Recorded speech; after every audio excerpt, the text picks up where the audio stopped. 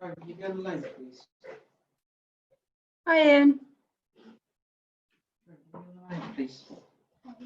Hi, Dave. Morning. Morning. Morning.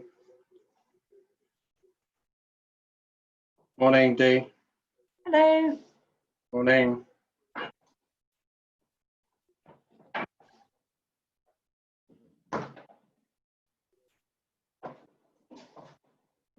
Morning, everyone. Good morning.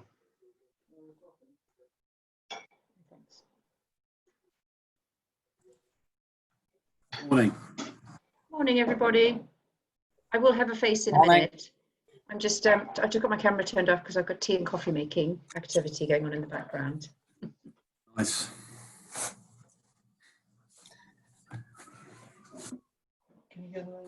So we are waiting for Peter and Rosie.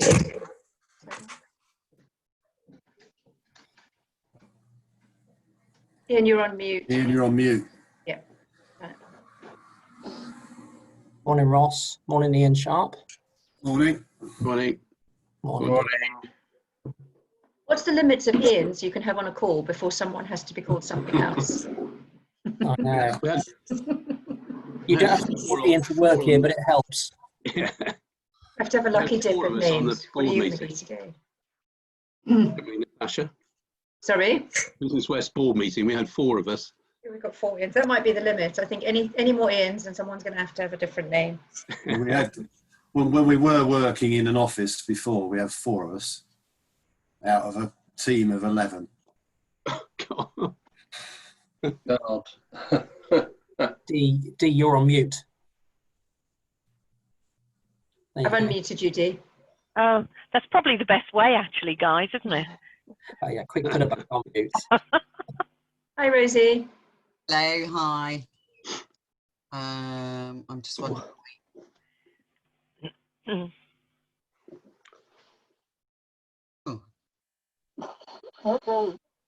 Just going to wait, and we're just waiting for Peter, and then we can just have a quick run through. Hi, Rosie. We can just have a quick run through the slides to make sure everyone is happy. Natasha, could you make me co-host, please?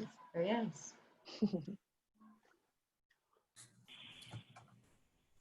Hi, Rosie. Hi, Dave. How are you? Good, you? Yeah, good. Thank you. Hair's still looking lovely. Oh, thank you. It's growing. Thank goodness. It's very smart. Yes, Wouldn't have said that a couple of weeks ago. I know. I was like Goldilocks and the 3 hairs. People have either gone for ginormous hair or no hair. Yeah. Well, what happened, Natasha, was my daughter cut it, but she got the setting wrong on the trimmers, and I had a buzz cut instead of a... Wow. My son's desperate for me to cut his hair, but I'm not sure. My wife cut my hair. She did a good job, actually. Yeah. That's really good. One of my Right. friends, she tried to cut her husband's hair, and she said she did really well, but she didn't know how to fade it in. So eventually, he just had like a circle of like Peaky Blinders hair. He had to decide that it was just all going to be shaved off. I haven't even gone down that road. Sam's just wearing a cap. I know where my limits lie in terms of what I'm able to do. What I might do is, as Peter doesn't actually have slides, and he's been on calls with us before, shall we just start doing a bit of housekeeping and stuff, and just so that you know what's going on before we start. So Libby and myself will do all the kind of operations and tech stuff for you all. So what we'll do is at 10:30 we'll start letting all the participants in, and we'll put everyone on mute when they come into the meeting. I'll then do a few housekeeping announcements, like please keep yourself on mute.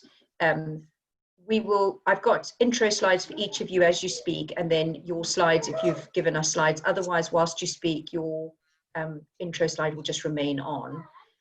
When you want us to move slides on, can you just say next slide? It is a few seconds delay, so the more impatient amongst us, do find that frustrating, but we can't do anything about that. So Libby will be doing the slides. So what she will do is just before we let people in, Libby will share her screen, and we've got a holding slide up, and then we'll just move through the slides as we go along. I will ask people if they have any questions during the meeting to post those via the chat facility, and we will pick those up as we go along. I've got the questions which I sent internally this morning that came in beforehand. Any questions that come out of the chat, Ian, you're managing that. So we'll just, what we normally do is we say to people that if you would like to read your question out yourself, post the question as yourself, and we will then unmute you so you can ask your question.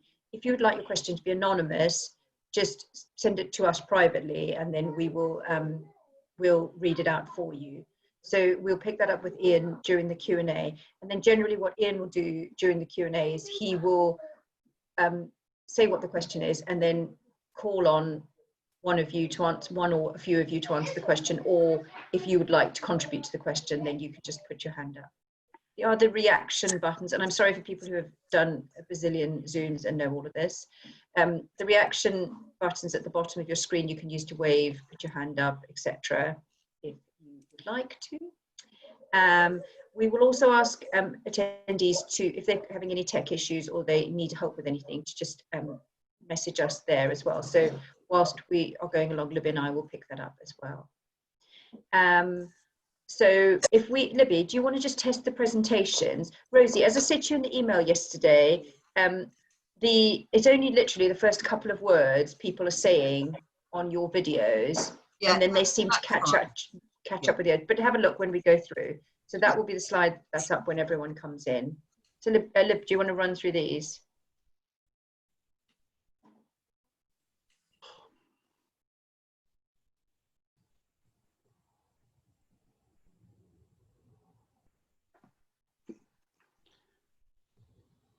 Some snazzy transitions there, Rosie. Yeah.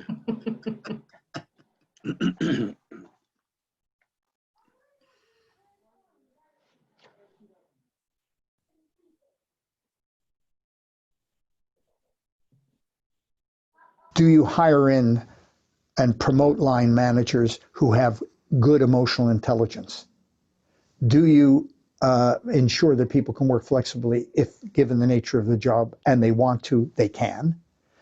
Do you have not a long hours culture? Do you control emails so you're not accessing people while they're on holiday or with their families? Do you give them manageable workloads?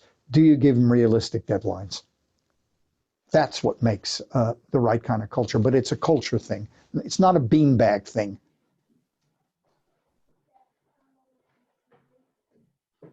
Hello, I'm Madam Henson from the Cotswold Farm Park. Staff engagement and well-being is very important to all of us. And of course, happiness and health in the workplace is vital to any business. So I think that the TeamDoctor films, using experts to highlight issues and symptoms, is very important. And then they're following up with tips and advice. And that is going to be hugely helpful to all of us. Hi, I'm Rob Beale from Morris Owen. We've been using TeamDoctor now for about a month. I think the quality of the films is very high. And that's fine. They don't play back very well in PowerPoint, do they? To drill into certain sections that are very applicable at that particular point in time. And therefore, people can look at what applies to them and use that. And then Natasha? Yeah? That we had, I did see it, didn't I? There was Peter Boucher's sort of opening slide, and it was obviously still going through Rosie's. That was my fault. I clicked that one too quickly. That was my fault. Oh, all right, okay. Sorry, I was just thought it was the batting order was slightly out of sync. The playback I saw on the films, it was very out of sync. I don't know about. Yeah, it's more out of sync than when I tested it last night. Because when I played the videos that you had sent directly from Dropbox, the smaller files, there was a lag. And when I tested it last night, the lag wasn't as bad as it is now. The only other thing we could do is We could, when we publish the recording, we could publish the recordings of those videos separately as well. It doesn't really matter, to be honest. They're so short, it just doesn't matter. Yeah, I never play films in PowerPoint for that reason, because you have to play such small files. I could just send them over much smaller, but otherwise, I mean, you know, it's not, I mean. Yeah, I mean, normally, if it was a live event, it would be fairly straightforward to just come out of PowerPoint and play the videos. But in Zoom, it will mean changing screens and sharing and unsharing, and it's a lot. Yeah, no. Let's just go with it. It's a lot of messing about. It's not legible, aren't they? It's too much messing about. Yeah. Sorry. We are going to, going forward, use another platform for presentations during these calls, because PowerPoint isn't up to the job. Anyway, thank you very much. That's okay. Great.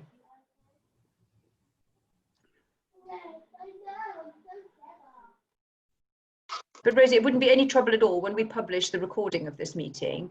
We can just publish those 2 videos separately. Okay. So that people can see them properly. Yeah, thank you.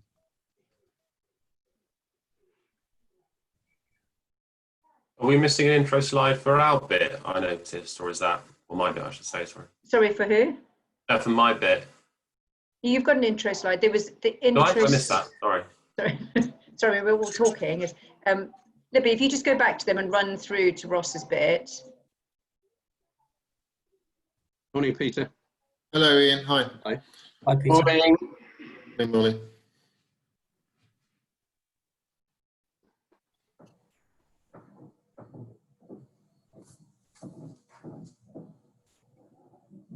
Peter, I've been through housekeeping and stuff, but it's no different to the other meetings you've been on with us. So it's just generally what we tell people to do. And as I said to you in the email, when you speak, I will just leave your intro slide on. So Libby, if you just go through to Ross's.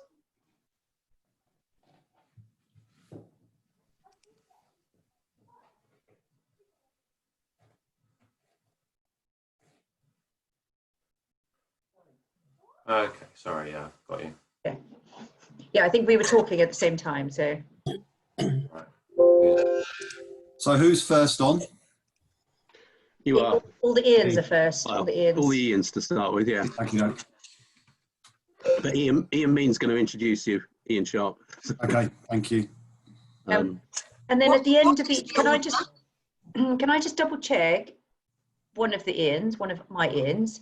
When last time in the meeting, each time someone finished, one of you would just introduce the next speaker with the holding slide. Are you going to do that again? Yes. Okay. Yeah. Yeah, so Ian, just so everybody knows, Ian Mean is introducing Ian Sharpe, and then who's next after that? And then Dave is introducing Rosie. I'm introducing Peter Boucher, and then Ian Mean is introducing Ross. Yeah. Memory.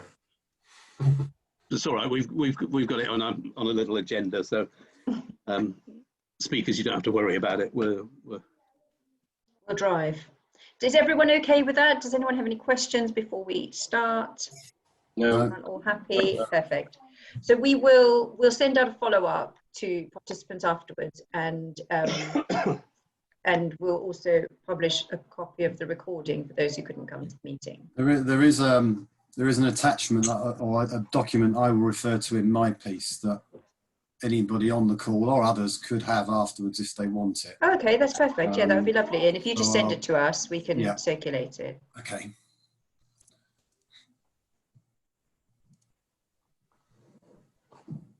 Right, it's 10:30.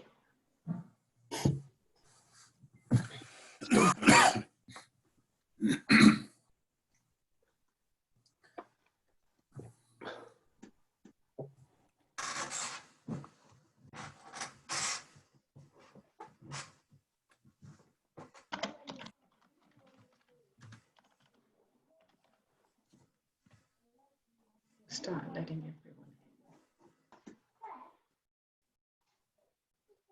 Right. If everyone could go on to mute, I'm going to start letting people in. Thank you.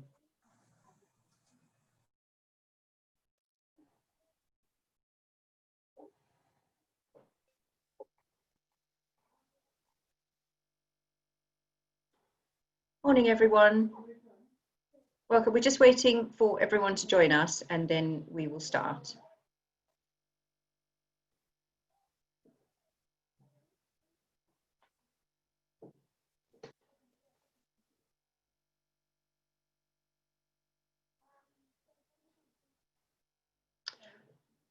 Right.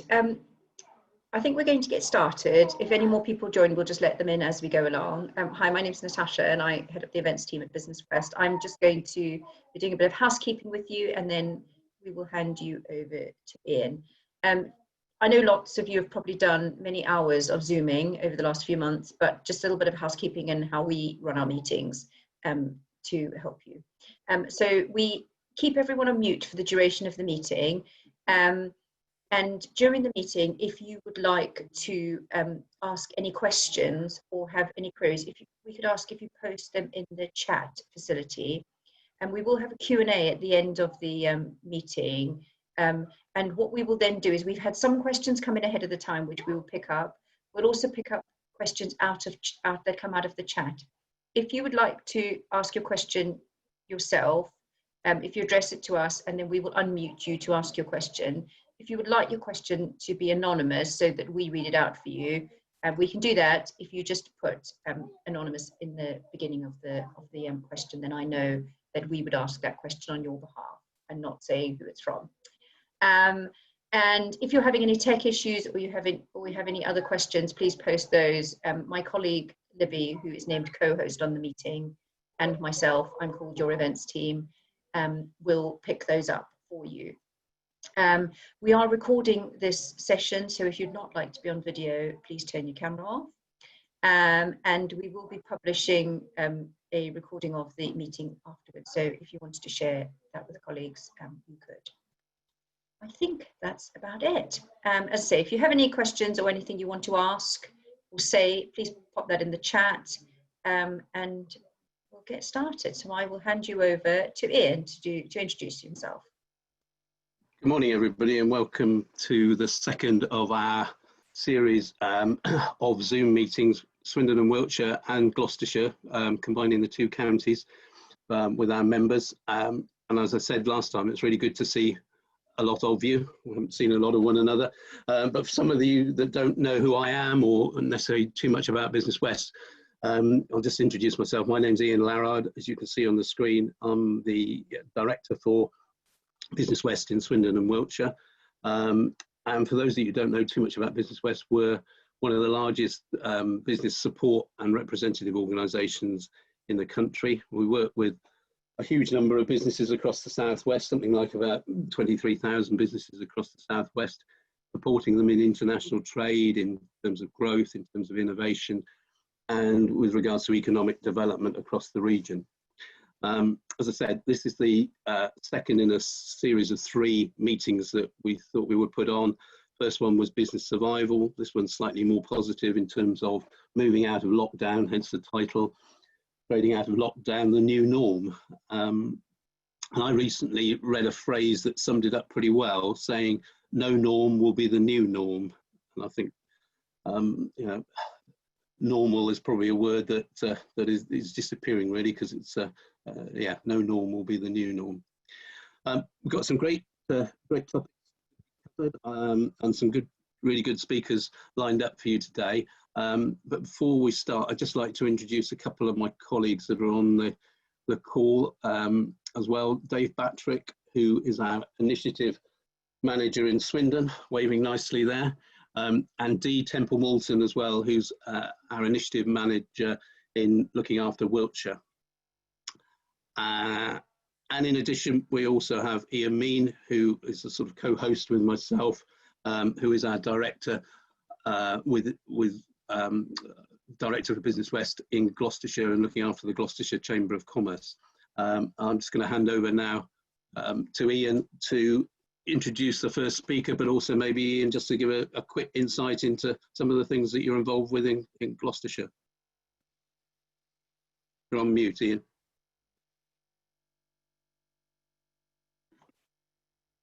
There we are. Well, good morning and thanks, Ian. I'm Ian Mean. I'm director of the Gloucestershire Chamber of Commerce. I'm also on the main board of the LEP in Gloucestershire with a specific role looking at small business. I'm not like Ian, who's a figures expert. I'm an ex-journalist, or I was editing the Western Daily Press and involved with papers like the Daily Mail and the Express in the past. I'm passionately interested about business, particularly with young people, and I'm an honorary vice president of Gloucestershire College. So the whole situation of young people, apprenticeships and jobs is really of great interest to me. Our first speaker, we're lucky to have another Ian, and that's Ian Sharpe. Now, Ian's from Marsh Commercial, who's going to talk about the insurance considerations when people go back to work, and perhaps he'll talk also about the whole insurance situation for the future. We've all seen stories about companies being quite upset that they've taken out insurance and found that when they've made claims as a result of COVID, they haven't been successful. So Ian, over to you. Thank you, Ian, and good morning, everyone. Yes, as Ian said, I work for Marsh Commercial in Swindon, account director there. My brief today was to give you a bit of an overview on how you might manage risk and insurance now that we move out of lockdown and as a number of premises start to open. But I thought I'd start with just covering off a couple of important insurance areas that became relevant at the start of lockdown. And the first one was around the unoccupied premises conditions that clients have under policies. Ordinarily, that's a 30-day condition that if your premises is unoccupied after 30 days, then restrictions in cover will apply. But insurers took a good stance on that in the early days, and they extended that occupancy condition across the board really to 90 days in the majority of cases. But a little bit of a warning here in that 90-day period is now coming to an end. And whilst some insurers have actually acknowledged this and extended further, there are some that have stayed a little silent at the moment, and it would be beneficial if you are still running a business with an unoccupied premises to contact your insurance providers to check what your current situation is. Otherwise, you may find there's some restrictions in cover in place. And as Ian rightly said, there is some issues around business interruption insurance. Was there cover or not? I think what I can say on that subject is the majority of BI policies, business interruption policies, clearly didn't have any covers for pandemic situations. Excuse me. But some have extensions, and if you read those extensions, you would think that cover would be provided. However, insurers, in their typical way, decided that a pandemic situation that we found ourselves in that was so widespread wasn't the intention of cover that they wanted to provide.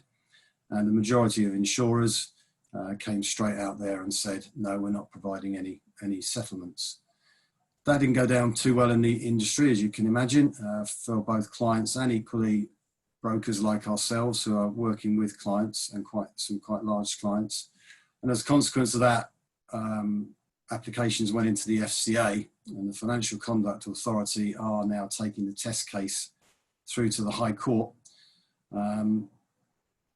That's likely to take place in July, but generally will shape the insurance going forward, I would expect. There is a number of insurers involved that are involved in that High Court case, with specific policy coverages being reviewed as well.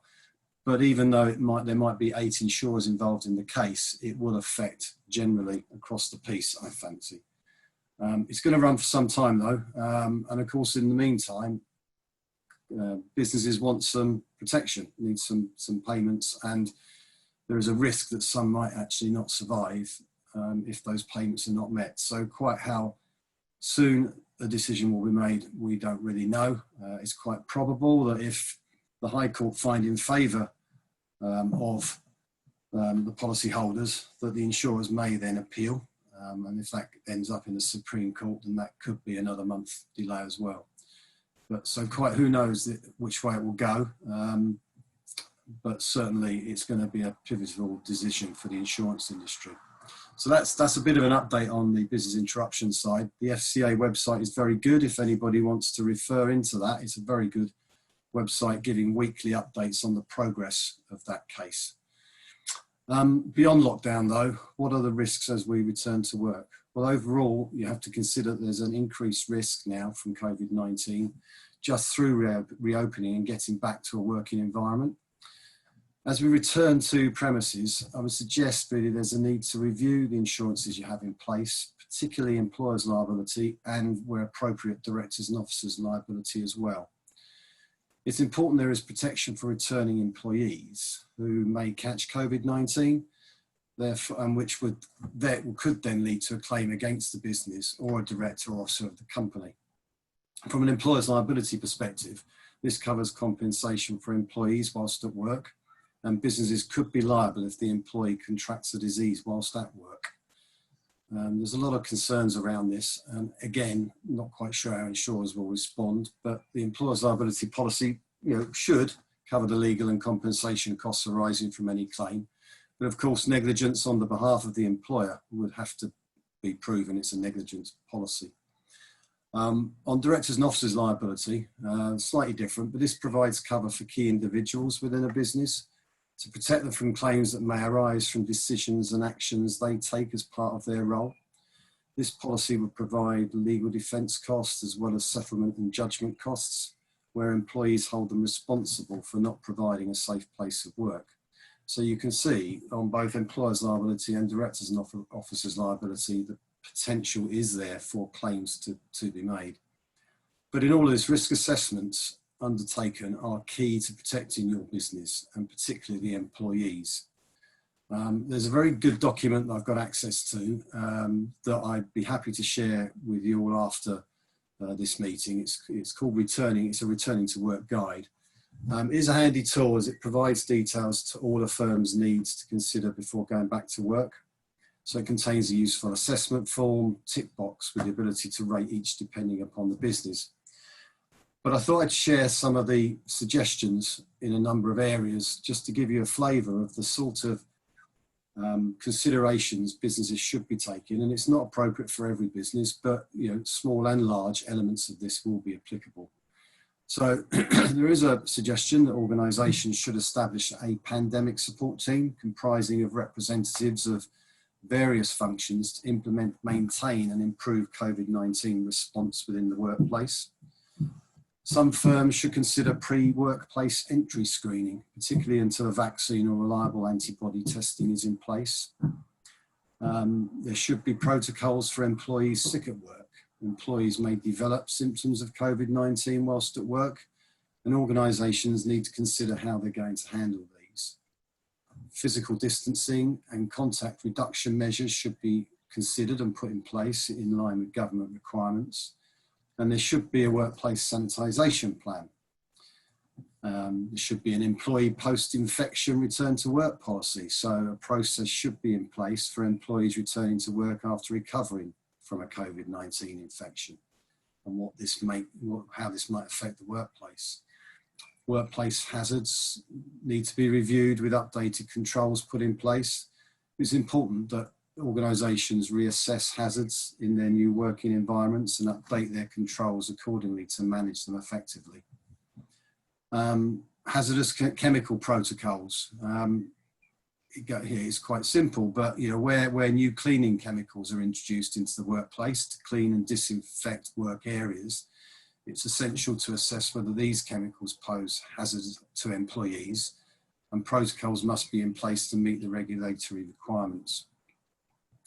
Equipment safety plans and processes will need a review. Organisations implementing changes to equipment use, processes or introducing new equipment as part of their COVID-19 response should review their existing protocols. Safety reviews can identify additional needs to protect workers, so equipment and integrity of products. An update in ergonomic controls should be considered. Your organisation's COVID-19 response may require substantial changes to work practices due to physical distancing, staggered shifts, new equipment, higher proportion of employees working remotely, and other impacts of workplace workforce. Where work practices are altered, consider whether an ergonomic assessment should be conducted to identify any workplace injury risks. And based on those findings, it may be reasonable to put controls in place to address those risks. There should be emergency action plan procedures. It's essential that any procedure and physical changes are compliant, tested and sustainable. And there should be an effective communication and engagement plan, as it's important in encouraging effective commitment. So you can see there's an awful lot of areas to consider when you're returning back to work, and in particular training. Changes to processes and procedures will have been made, so additional planning and training will be necessary. I'm already seeing from some clients that they are running induction courses as staff return to the workplace so that they can fully understand the changes within the work environment. So overall, it would be good to ensure there is an effective safety culture. After all that is said, whatever you do, just remember recording what has been done is key. This is going to be your defence against any claim brought against you or the business. You have to prove that you've put lots of practices and procedures in place around COVID-19, and possible effects in the workplace is going to be important. So in conclusion, the disruption already caused and continuing to be caused by COVID-19 is not restricted to the lockdown period that has been in place in the UK and in many places across Europe. And as countries begin to emerge from lockdown, focus will move to how best to reopen and implement new health and safety measures, such as social distancing, whilst maintaining a profitable business. So if you're considering reopening or already reopened, I would suggest you undertake a review of your insurance policies, including employers' liability and directors and officers insurance where you have it, and keep insurers informed as to the next steps is key too. It's worth remembering that there is a duty of disclosure requirement on all insureds to notify the insurers of any material changes within the business, and failure to do so can invalidate any future insurance claim.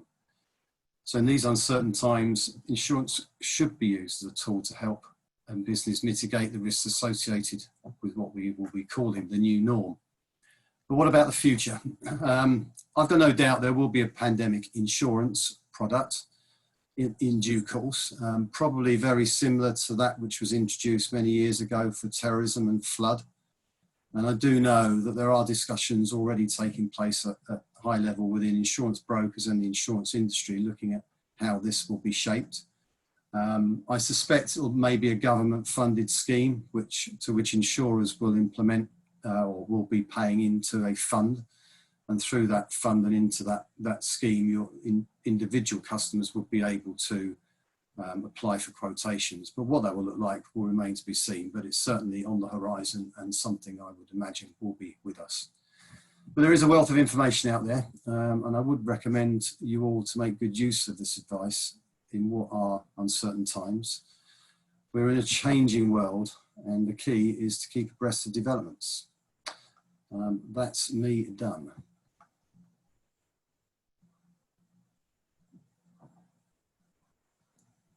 Thank you.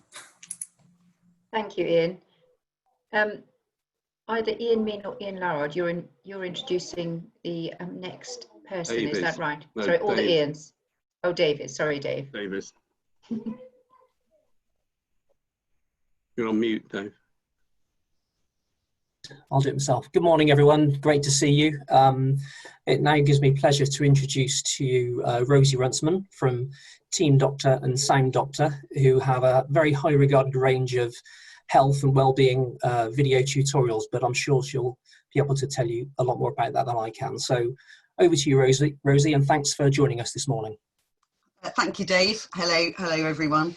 I think if I just start by quickly whizzing through what it is we actually do before we talk about mental health and well-being at work, particularly post or as people go back to work in these circumstances. So TeamDoctor and SoundDoctor are all about health and empowering people to look after themselves better through education and awareness. And my colleague Dominic and I, we create the content for both. SoundDoctor is mostly with the NHS.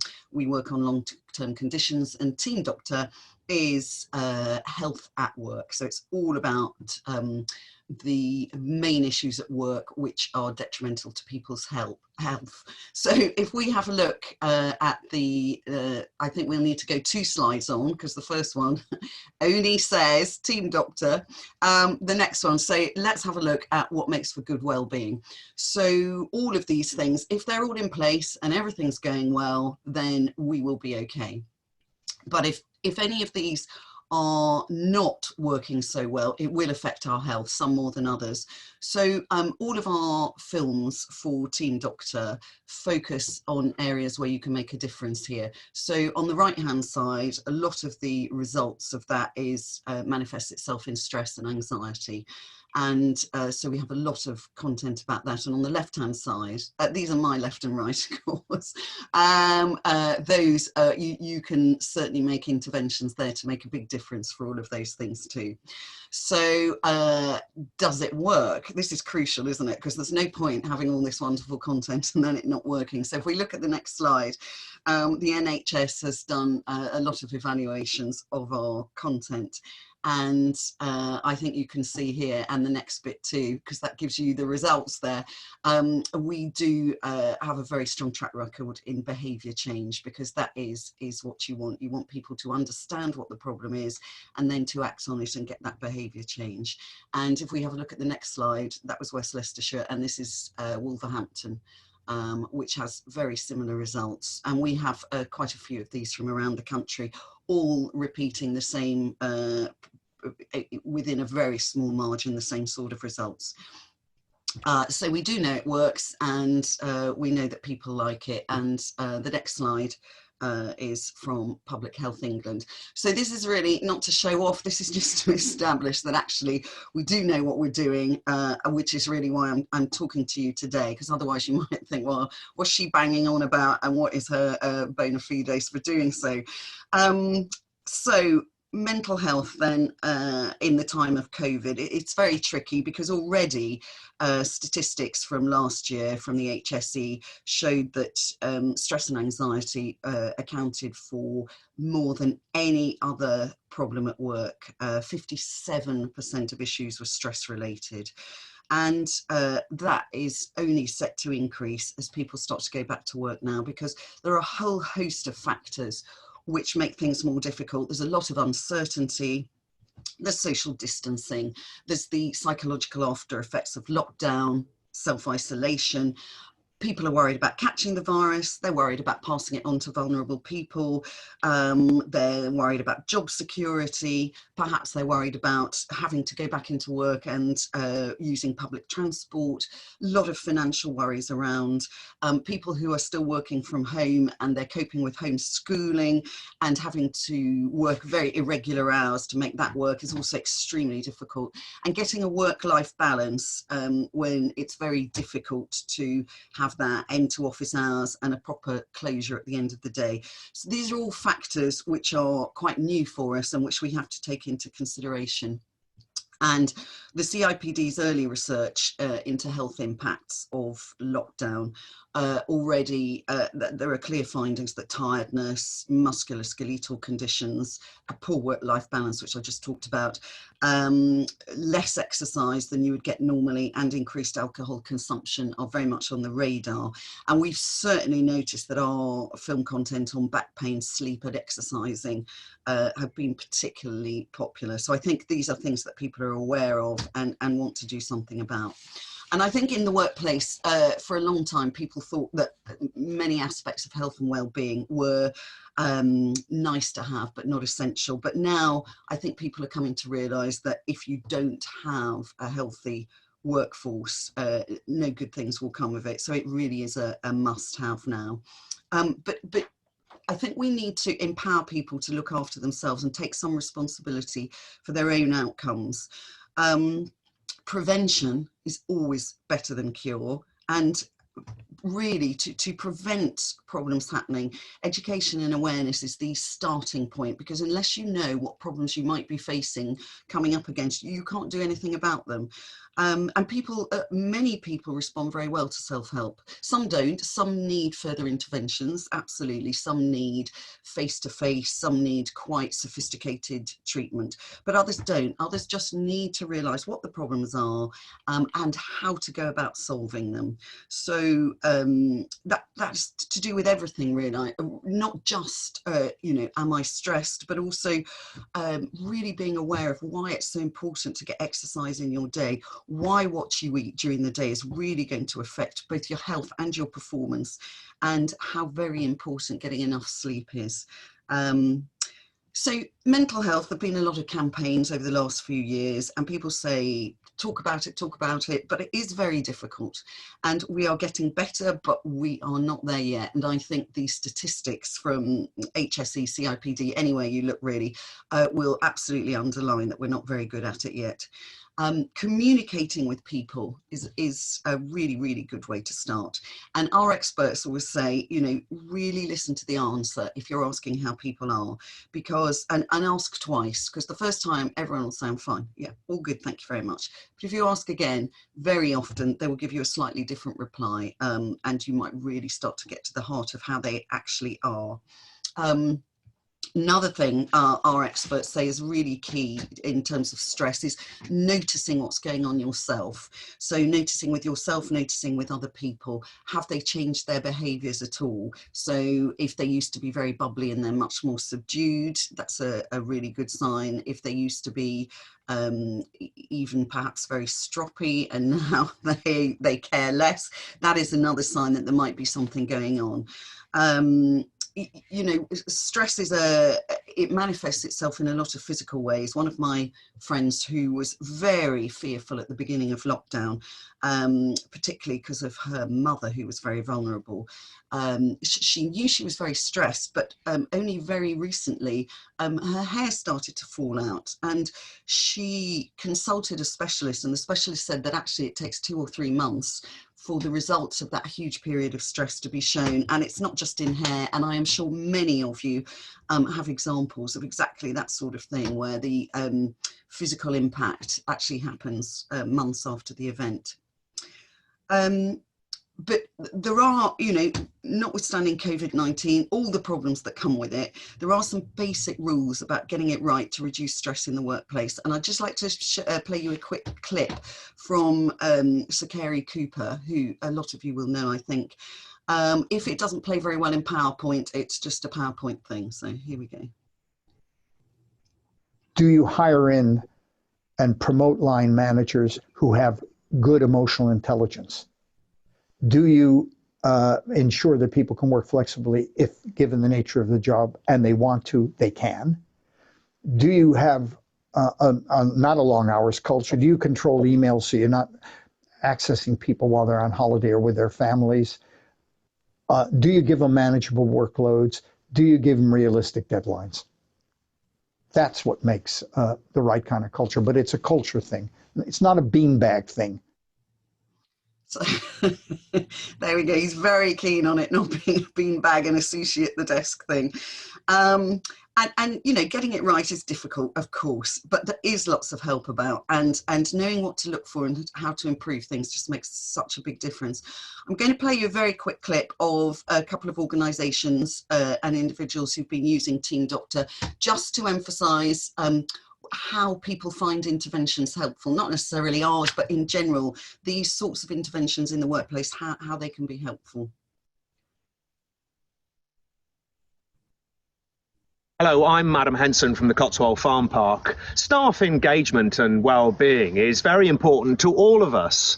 And of course, happiness and health in the workplace is vital to any business. So I think that the TeamDoctor films, using experts to highlight issues and symptoms, is very important. And then they're following up with tips and advice. And that is going to be hugely helpful to all of us.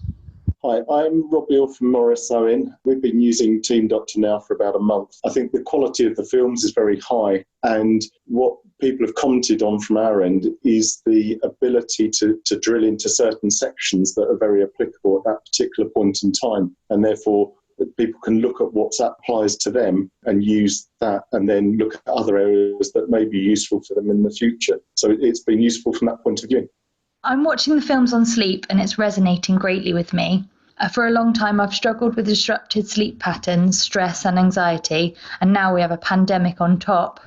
The videos are short but informative and easy to watch. I feel supported at work and have a sense of motivation to look after myself. I think this is a fantastic resource, especially currently when so many of us are struggling with COVID-19 and lockdown. I'm very grateful for FTC taking the initiative to implement this very accessible helpline for mental well-being. It makes me feel valued as an employee to know this resource is available and motivates me to look after my mind, my body and my soul.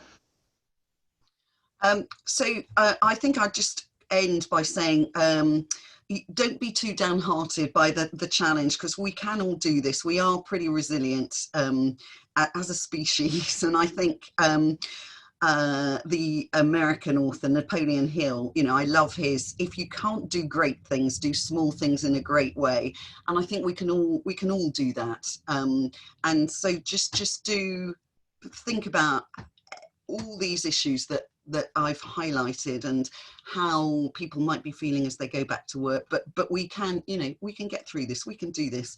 And anybody who is interested in TeamDoctor, because you're Business West, there is a discount, and you know, we're here to help if we can.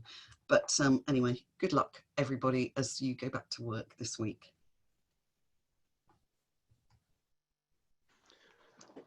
Thank you, Rosie. That's really, really informative and very helpful to us all who've probably struggled in some way or other at some time or other over the last 3 months. Great pleasure to introduce Peter Boucher now, who's the probably known to many of you, owner and CEO of Excalibur Communications. He's a fellow governor with myself at Swindon College and a real keen supporter and sponsor of the Institute of Technology. He is a non-exec director of Business West as well. And I guess, Peter, you know, the fact that we're holding this meeting in the way that we are is testament to how life has changed in the last 3 months. I'd also add that you did an office move at the early stages of lockdown, so all credit to yourself to be moving offices, which was planned many months before we ever knew lockdown was happening at the end of March. So over to you, Peter.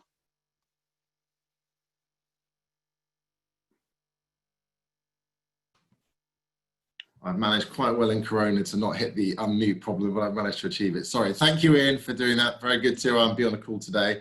Yeah, thank you for the introduction. Ian, Excalibur, IT and telecoms business based in Swindon, serving about 2,500 small to medium customers in the Southwest. So we're very pleased to be part of this sort of process. I'm just going to be very brief because I'm conscious that we all live in far too many hours of Zoom calls today. I'm going to talk quickly about sort of short-term issues from a technology point of view, but I'm really going to focus more on the kind of mid-term, the next sort of 12 to 18 months, and then give you some watch out. So hopefully we've got business owners and sort of leaders on the call that kind of will pick up some tips and tricks. I guess short-term at the moment, I feel like a lot of this is actually behind us, but I think another presenter will talk about kind of where they're at. We're running at about 80% of normal in terms of activity.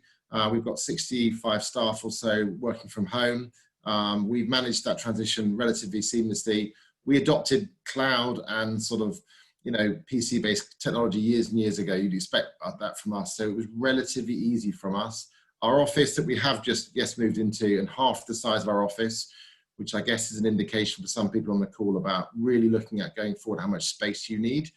So we're pleased we did that, but it was hard to achieve.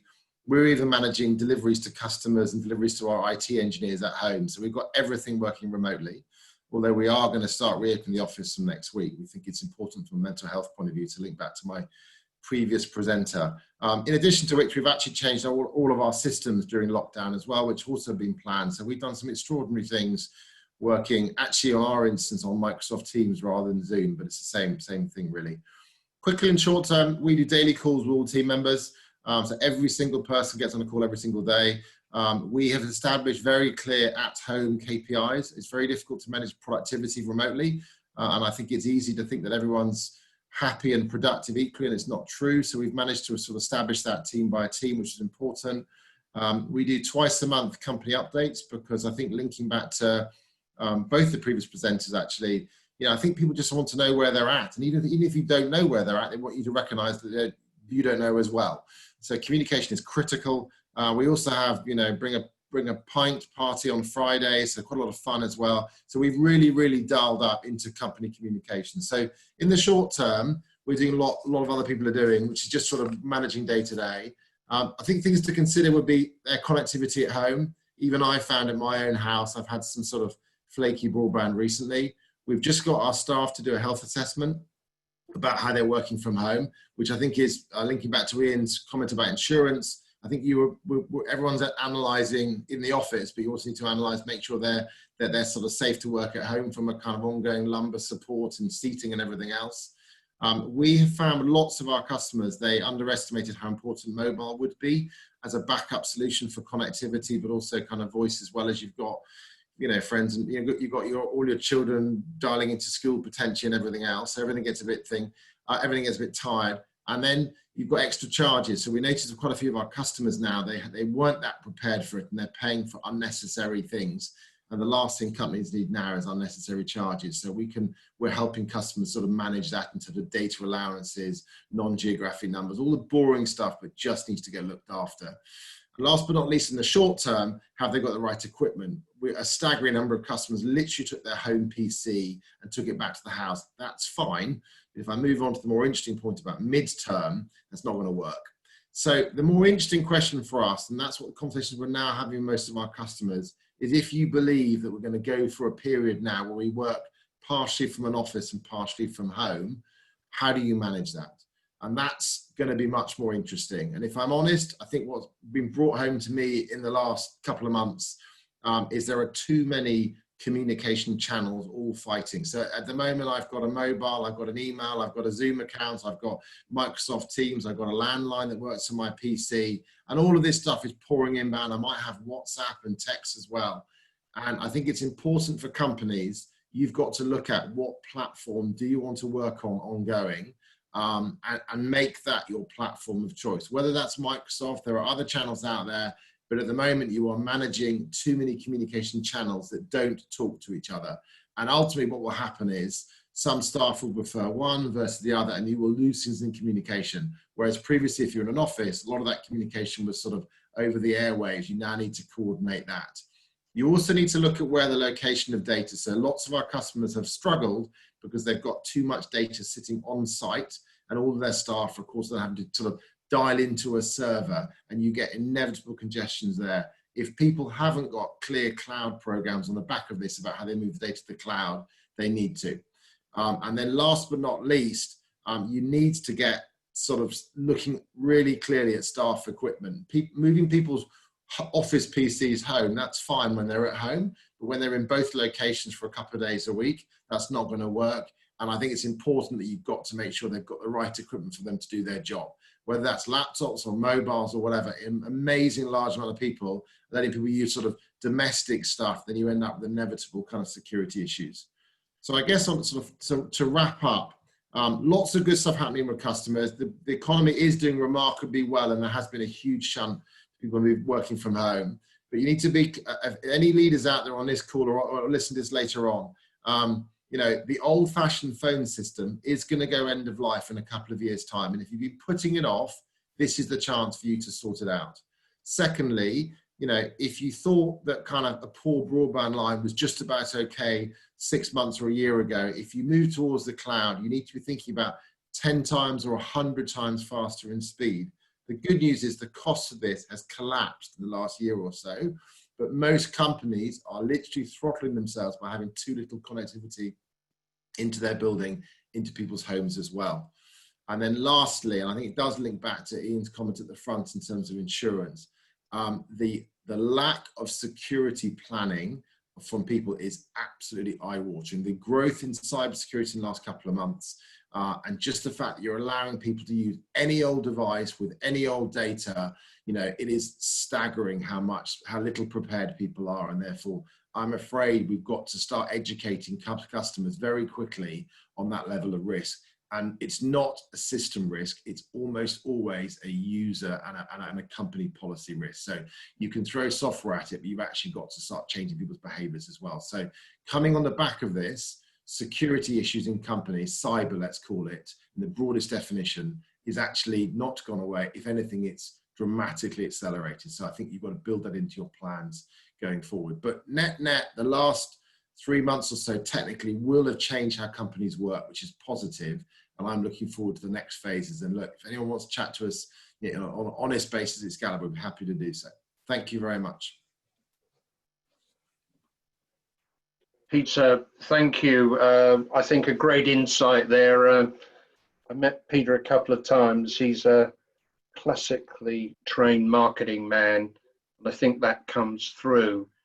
And I think what we've found, Ian, haven't we, at Business West, is that communication is all important. Perhaps we didn't communicate enough. You know, I'm an ex-newspaper editor, and communication and talking to people is always important. Sometimes I think in business, we don't do enough of that consistently. I'd like to introduce Ross Britton now. Now, Ross is involved with Equimedia in Swindon, a creative digital agency.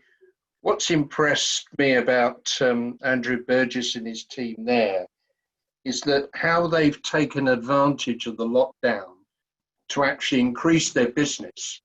And also they've been pretty innovative in the way they've dealt with staff. So Ross, over to you.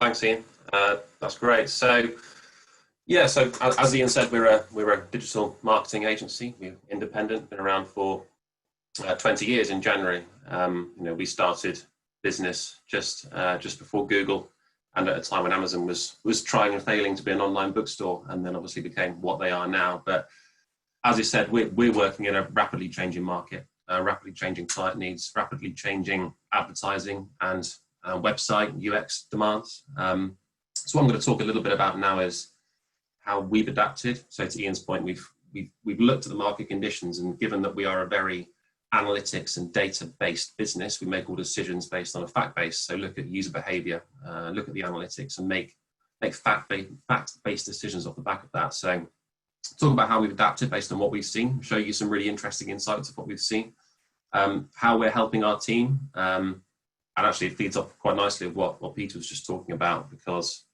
we have adapted quite a lot. And thankfully, we've done a lot of that in advance as well, which put us in really good stead for success during this lockdown period. And we've actually found some really good ways of working, and maybe even more productive ways of working as a result. Yeah, how we stay proactive. We've seen some really interesting successes from clients. So where other clients are really struggling, other clients have had some really big successes, and we've driven the best results for them that we've seen in quite a long time. And how we've launched new product offerings, which, as Ian said, are really quite innovative and we're really excited about. So yeah, I'll share some of those today. Next slide, please. You can go to the next one as well. Yeah, so again, as I said, feeds off quite nicely from what Peter was just saying. So luckily, we actually invested in brand new technology in January. So new laptops for the team, updated to Windows 10, of course, making sure that we are fit for remote working. We already had quite a few of our staff that worked 1 or 2 days from home already. So we're already fit for purpose for that scenario. Moved to cloud technology a couple of years ago.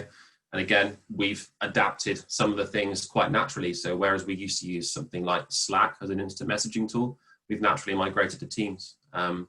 We have daily video calls, daily stand-ups. In our opinion, that face-to-face is really important. So whereas you'd have conference calls previously, actually, some of our staff do live at home and live by themselves, I should say, at home. So they are isolated to a certain extent. So actually, that face-to-face, even over video call, is really important. And we also have, as a senior management team, we have daily COVID task force meetings where we talk about new business propositions, new initiatives, what's happening in the marketplace. We've got to be talking on a daily basis about what the new trends are saying. And Google are constantly releasing new trend data. I'd advise anybody out there that's looking to keep on top of trends to look at Google Trends site, look at Google Key Insights, look at Google Marketing Platform. They are all over a lot of really interesting data that's showing some key trends. We actually instigated a voluntary working from home policy 10 days before lockdown. Most took it. And since that time, we've tried to be as proactive as possible to communicate with our staff as well. So again, to Peter's point, we've run quizzes, we've had coffee hangouts, so video call for half an hour a day, just so people can chat about anything, not necessarily work related, which is really important for the mind as well. Pet hangouts as well. So the obligatory bring your dog on a Zoom call has been had on many occasions, and that is enjoyed. We've even done virtual Pilates, which has been a success. People have enjoyed that. Plus delivered some biscuits in the post, which might not fit with a healthy diet, but which is good for the mind. But I think people really appreciated that as well. And regular company presentations is so important. So we've been really transparent with all of our team, all of our staff. So regular business performance meetings, updating them on new business opportunities. We've, come onto it in a sec, but we've actually got into probably one of our busiest periods in years for new business, new clients coming to us looking for digital solutions. And whereas some businesses have resisted digital transformation as a business buzzword, digital transformation is a bit of a buzzword term. But whereas some businesses have resisted, now they're realizing they should have adopted sooner. And we're seeing quite a few more businesses come to us with wanting more digital advertising. Next slide, please. So the key thing for us, and one of the advantages that we have as a business, we've been around for, as I said, we've been around for 20 years. We survived through the 2008-2009 crisis. That taught us a lot. And as a result, we have done three key things, which is one is communicated our support model directly to clients. That transparency, that trust element with clients is key. Not telling them untruths, but being very, very open and honest about the situation that we're in, and also easing their minds that we're more than capable of working from home. And as I said, we're probably going to adapt our business model quite significantly now to allow us to work from home on a more regular basis, which a lot of the team enjoy. And when we have done company surveys, so we've done surveys to all of the team and asked them, how would you like to work going forward? Are you struggling? Do you need help right now? How are you going to work in the future? And what do you find most effective? We found a lot of people have said, I'd love to work from home 3 or 4 days a week on a regular basis. And we haven't seen any problem productivity-wise. So why wouldn't we do that? But so communicating that to clients is really important about how we're going to change. Fact-based market insights. So on that slide, you can see there's some trends, which is a very basic example really, but you can see how on the bottom left, certain things shot up, and that's a Google Trends graph that shows the volume of searches. So unsurprisingly, in that yellow line on the left-hand side, home delivery shot up at its highest levels it has been for years. Toilet paper had a spike, and we all know why that is. Flour, I tried to buy flour, impossible to get flour. And other things like pet insurance. People have been buying more dogs than ever. I've got a dog, Black Lab, 1 year old, and I'm delighted I've got him. Otherwise, he'd probably be a bit lonely. And that kind of insight has helped us to go to our pet insurance clients and talk to them about what's happening in the marketplace and propose some new solutions. So that element of being proactive and using the data and understanding consumer behavior and going to our clients is really important. And we've also set up new support services. So we're actually running training webinars for our clients. So one of our bigger pan-European clients, we've been running training webinars with all of their staff. So where they haven't been able to get out into the marketplace, we've been helping them improve their internal digital capability by training them on how to make the most of their digital advertising. Another thing that we did do is we did furlough 10% of our staff and also help some that were left in difficult circumstances. One of the things that we found interesting was people that had left us and gone to another business had been let down at the last minute and their contracts weren't honoured. So one of the things that it allowed us to do was actually put people on furlough, even though they weren't technically employed by us anymore. From an ethical standpoint, just seemed like the right thing to do. Next slide, please. Client reactions. Very interesting. Again, some were mindful, thinking back to 10 years ago, that post 2009, those advertisers that had invested during the 2008-2009 crisis, they came out stronger. And that's given a lot more businesses the confidence to invest in digital advertising. And the ones that have invested, you know, some of them have increased investment by, say, 30 or 50% because the ROI is there. If you're bidding against your 10 main competitors and 4 of them decide to stop bidding, then all of a sudden the competition drops, the cost drops in terms of actually buying that ad space, and as a result, ROI improves. For one of our larger pan-European clients at the bottom, we had a brief from them. They wanted lead generation as a B2B business. They invested £150,000 and we delivered 400% ROI, which is phenomenal results. We haven't had those kind of results before for this particular client, but this is indicative of the condition of the market at the moment. Next slide, please. So we alluded earlier to new services. So one of the things that we have launched in the last couple of months is a new service called Equiconnect. One of the things that we identified quite early on from speaking to and looking at our data is there's a lot of businesses that don't have that direct-to-consumer option anymore, whereas beauty manufacturers, they can't supply into hairdressers anymore. There are, snack producers and beer manufacturers, alcohol beverages, they can't supply to pubs anymore. They need that direct-to-consumer option, otherwise their businesses are going to suffer in quite a significant way. So what we've created in Equiconnect is a fully outsourced for the client direct-to-consumer offering. So we'll size the market, understand the audience opportunity, we'll design and build them a great website, which is what my team do. We'll integrate it with all of their data, their back-end solutions, right through to actually fulfilling it, delivering it to the customer, and helping with those ongoing client considerations and product lifecycle management. We obviously can integrate into Amazon as well, as we've got a strong relationship with them. But this kind of solution, just in the space of a couple of months, has delivered us quite a lot of interest. And it's one of those really interesting things that as a full service digital agency, because we understand the audience and we understand the data and we understand the channels that resonate best with those audiences, we're able to drive those leads right through to the site, convert them into sales, and help fulfill that fulfillment problem, which we've got our first client pitches for that this week, which is great. And long may it continue, because we're really excited about the potential of this. Next slide, please. So what's our future? So we are down on forecast by 20%, which is manageable. Through our 2008-2009 experience, we've planned for that, and we know how to weather that storm. One of the interesting things that's come out of this, and it will, I'm sure, continue to be a talking point for the months to come, is managing your offices. We have had issues with non-collaborative landlords that haven't helped us manage to pay rent.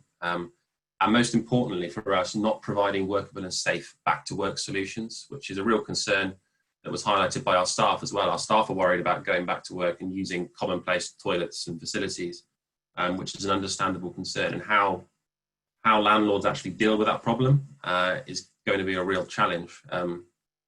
As a result, we've actually invested more in technology and kit to enable everybody to work from home more happily. So chairs, screens, adapters, cables, anything that the guys need to work from home more efficiently, they've been able to do that.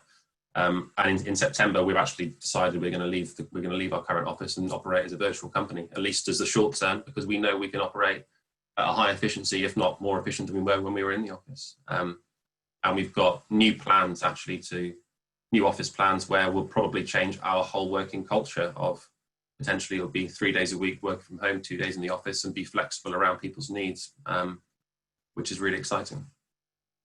As I said, we've been incredibly busy with new business, which is fantastic, largely due to the Equiconnect launch, but also, as I said, those businesses looking for that digital transformation. So I think largely we're really positive, and we're quite excited by the opportunities ahead. And yeah, thanks for listening.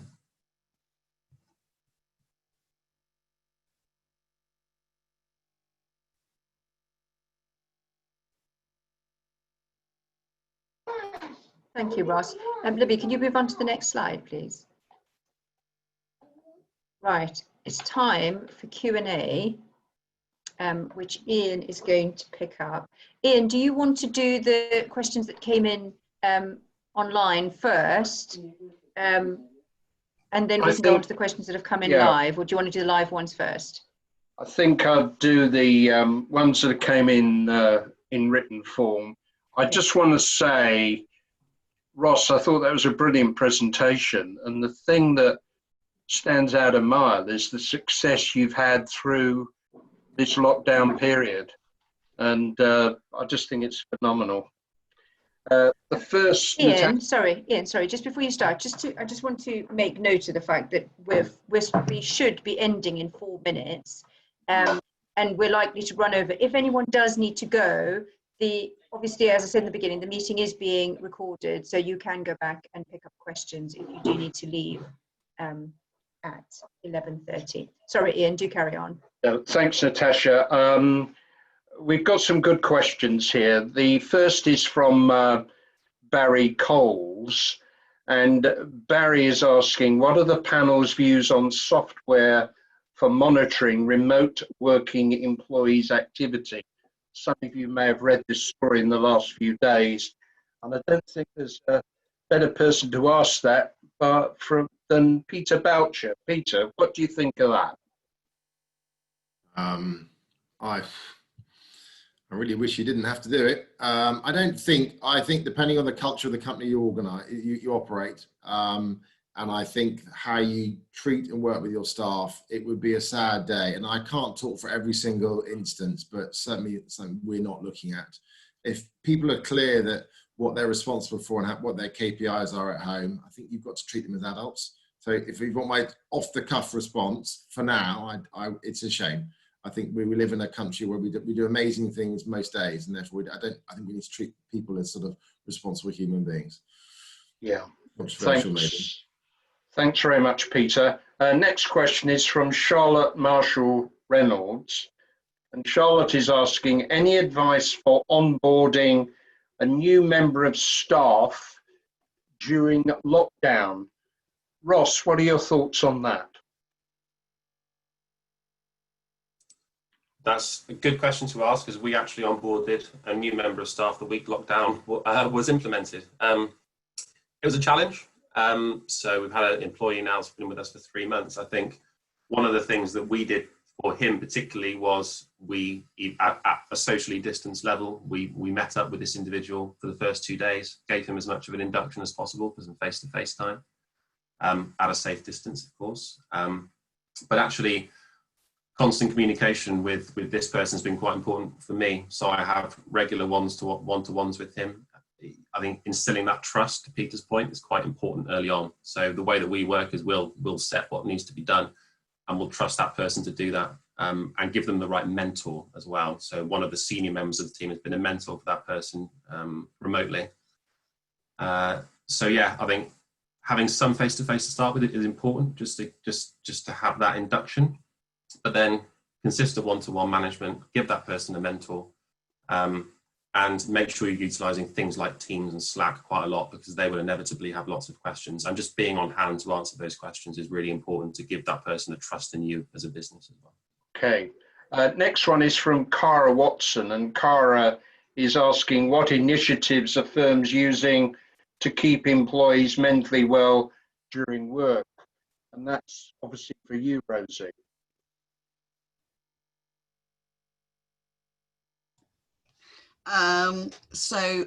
There are a whole host of initiatives that you can use. The Mental Health First Aid England website has a lot of information on it. So does Mind, about the sort of initiatives that you can put in place.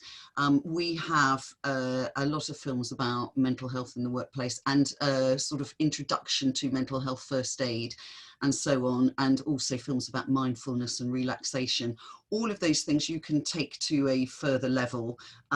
You can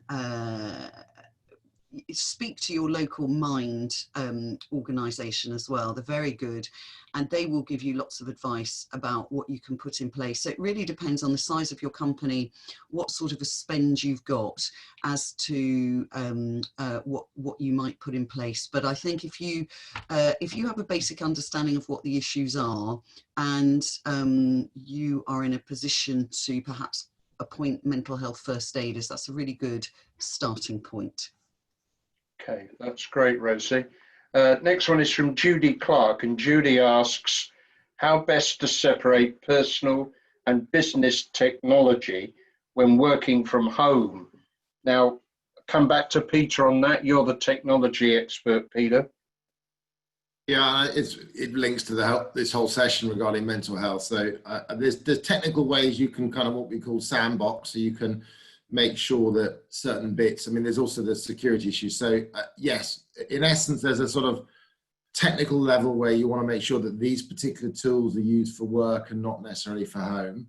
But I think there's a more emotional side too, which is just making sure that certain bits of technology do switch off at the right times. The worry if you're suddenly at home is you just blur all those lines. I think it's important people do get genuine time off. We actually used our homework. We had about 15 home workers in the company beforehand, and they ended up teaching the other people who are now working from home how it's important you work differently and you respect the boundaries of work and home.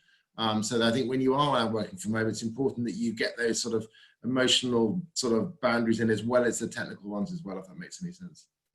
Fine. Natasha, we're over time now. Is there any burning question that's come in that we should ask?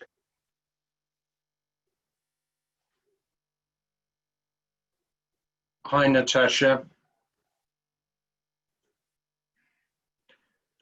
While Natasha's Sorry, Ian. I had too many screens open and I couldn't see I wasn't unmuted. And we do have a question that's come in from Charlotte Jarrett, specifically for Ian Sharpe. If I could just unmute her, she could ask her question, if that's okay. Right. Hi all, yeah, so it's just a quick question really from an insurance point of view. We are coming up to our 6-monthly fire evacuation we have to do as part of a compliance issue. So evacuating 100 tenants and potentially shoppers into a public space is going to cause crowding issues. So meaning that we won't have social distancing in place. So it's just from an insurance point of view how that was viewed at the moment. Very good question, Charlotte. I'm not entirely sure I know the right answer for that one, but my feeling would be that as long as you risk assess how that evacuation plan can work, and you can maximise social distancing as best as possible, you've got to undertake those evacuations to make sure that in the event of a serious fire, you can evacuate the people in good time. So there's a sort of a crossover between the two, really, keeping people safe from a social distancing perspective, but equally making sure that they're safe if something untoward did happen. So I would just review where people, it may be you have to put temporary alternative locations as muster points for a period of time, but just review whether that's possible. But as long as you've looked at it and recorded what you've done to make sure you've managed that risk, I think that's pretty much all I can advise at the minute. Okay. Ian, that's great. Ian, over to you to sum up. Thank you, Ian. Too many Ians, aren't there, really? Yeah, a very big thank you to all our speakers today, to Ian, Rosie, Peter and Ross. Fascinating conversations and fascinating questions. I'm sorry we haven't been able to get through all the questions that I know people have raised on the chat, but I'm sure our speakers will be only too happy to speak further with folks that have dialed in. We will forward any questions on, Ian. We will forward any questions on. Thanks, Natasha. So a big thank you to all our speakers. A big thank you, Natasha, to yourself and Libby for helping us run today's meeting, and a thank you for everybody for dialing in. Just to advertise, as you'll see on the screen there, the next meeting is scheduled for Wednesday, the 1st of July, a fortnight from today. And that's going to have a topic really of new opportunities, managing growth. So looking positively over the sort of medium to longer term future. And just a couple of parish notices. We, as Business West, have got another webinar meeting tomorrow, which has been ably named, I don't know quite who by, Natasha, but Zoom Around the Room anyway, which is a networking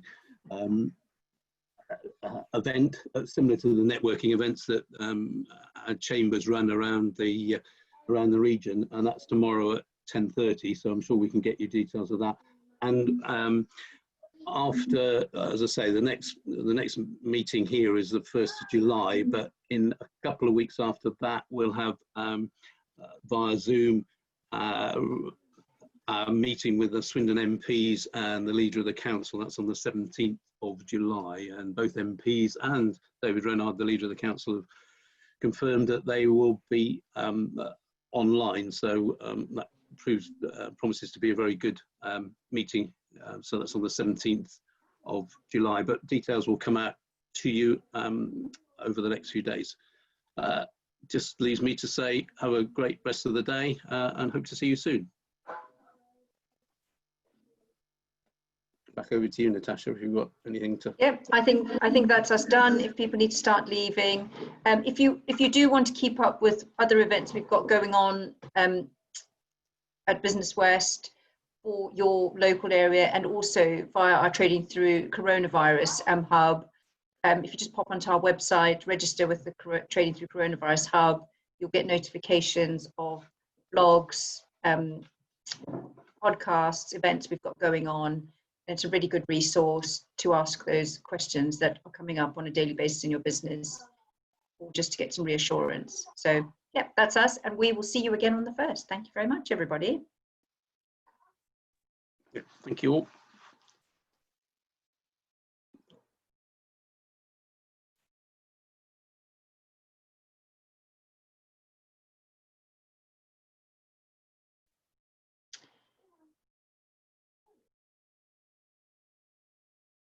Dave, I've saved the chat from the meeting, so I'll email it to everyone internally, to all of us internally afterwards, so you've got it. And then Libby, could you send the recording to Kai so that he can publish it? And I will double check if Kai is doing the follow-up. I think he did last time. Well, he did last time, so I just need to double check whether he's doing the follow-up. But if we just send him the record, and I will send the chat, because there was a couple of questions. Dave, you asked one and Andrew asked one.